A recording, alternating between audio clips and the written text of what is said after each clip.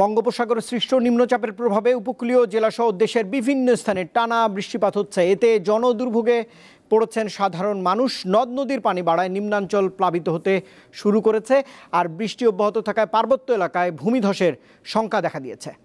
Walton BLDC fan, খরচ বাঁচে 65% পর্যন্ত। ওয়ালটন বিএলডিসি ফ্যান ছড়ায় স্বস্তির সবুজ হাওয়া। নিম্নচাপের প্রভাবে পটুয়াখালীর কুয়াকাটা সংলগ্ন বঙ্গোপসাগর বেশ উত্তাল হয়ে উঠেছে। জেলা জুড়ে হচ্ছে বৃষ্টিপাত। পায়রা সমুদ্র বন্দরকে ৩ নম্বর স্থানীয় সতর্ক সংকেত দেখিয়ে যেতে বলা হয়েছে। বরগুনায় থেমে থেমে বৃষ্টি হচ্ছে, দমকা হাওয়া বইছে। নদ নদীর পানি বাড়ায় তলিয়ে গেছে বরগুনার 2টি ফেরিঘাটের গ্যাংওয়ে। নদ নদীর পানি বিপদসীমা অতিক্রম করায় নিম্নাঞ্চলের মানুষ পানিবন্দী হয়ে পড়ার আশঙ্কায় রয়েছে।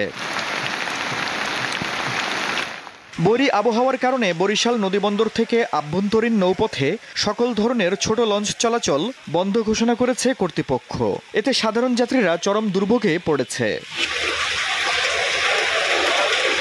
নিম্নচাপের প্রভাবে নোয়াখালীতে সকাল থেকে একটানা বৃষ্টিপাত হচ্ছে।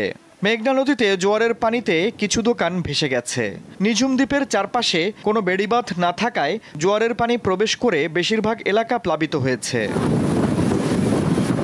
দুর্যোগপূর্ণ আবহাওয়ার কারণে মুন্সিগঞ্জ নারায়ণগঞ্জ ও মুন্সিগঞ্জ চাঁদপুর নৌ রুটে লঞ্চ চলাচল বন্ধ রাখা হয়েছে। বান্দরবানে চলা টানা বৃষ্টিপাতে পাহাড় ধসের শঙ্কা দেখা দিয়েছে।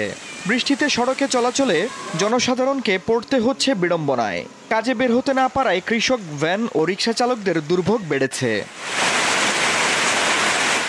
আফরিদ হাসান, দীপ্ত বার্তাকক্ষ।